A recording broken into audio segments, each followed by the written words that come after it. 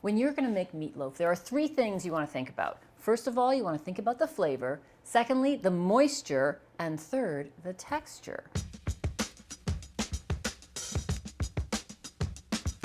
So let's talk about the flavor first. First off, what meat are you going to use? You can mix your meats. We're going to use today beef because it has a nice bold meaty flavor, pork because it has a bit of a sweet note to it, and veal because it adds tenderness.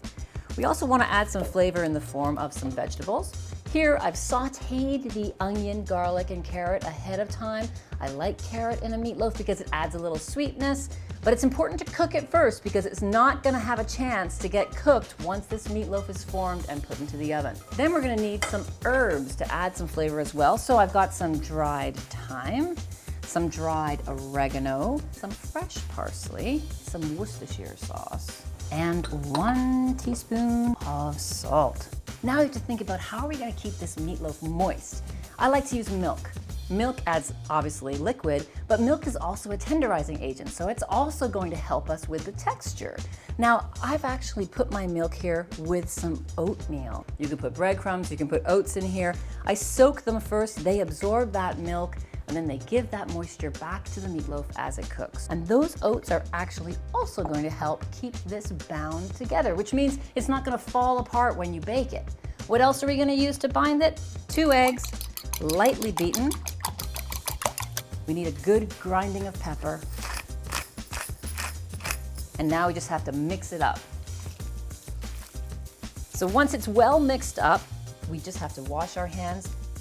If you're not a huge fan of the crust on meatloaf and you just want the crust on the top, go ahead and use a loaf pan. But I do recommend using a special meatloaf pan that elevates the meatloaf from the bottom of the pan so that it's elevated out of its own fat.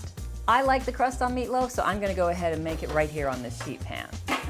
So take the meatloaf mixture out and place it onto the sheet pan. If you overpack the meatloaf, it's going to be more dense. You want a meatloaf that is held together nicely, but is sliceable and still tender. I like to make it as high as I can. It will come out a little flatter, but that's okay. We're going to transfer this now to a 350-degree oven for just about an hour. So it's been about an hour in the oven. We have to make our glaze, which is super easy. It is simply some brown sugar mixed in with some ketchup.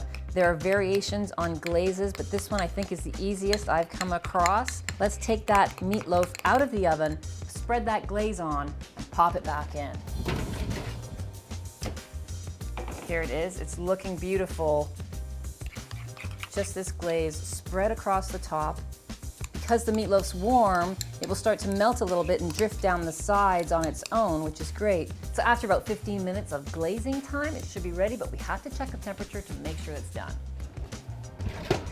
So, where do we stick the thermometer in order to take the temperature? That's the most important thing to know. It is right in the center, so stick that thermometer all the way in this way. It needs to come to 165 degrees. Once it's there, and it is, it's ready to go. But as with all meats, this meatloaf needs to rest in order to really retain its juices when you go to slice it. So simply let this be for 10 minutes. It's too hot to eat right now anyway.